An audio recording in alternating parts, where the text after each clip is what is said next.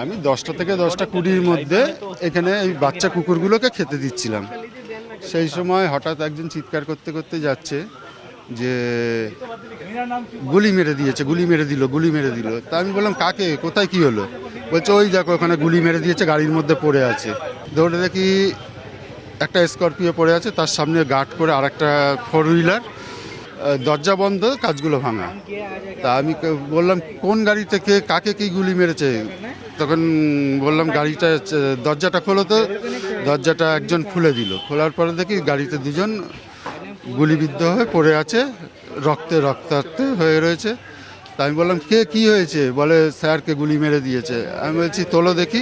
তুলে দেখছি তখনও দুজনই জীবিত আছে। এবার আমি বললাম এরা তো জীবিত আছে, তা এক কাজ করো, তুমি নিয়ে যাও হসপিটালে। আগে তুমি হসপিটালে নিয়ে যাও, যেহেতু জীবিত আছে, আগে বাঁচানোর চেষ্টা করো, আমি থানায় ফোন করছি।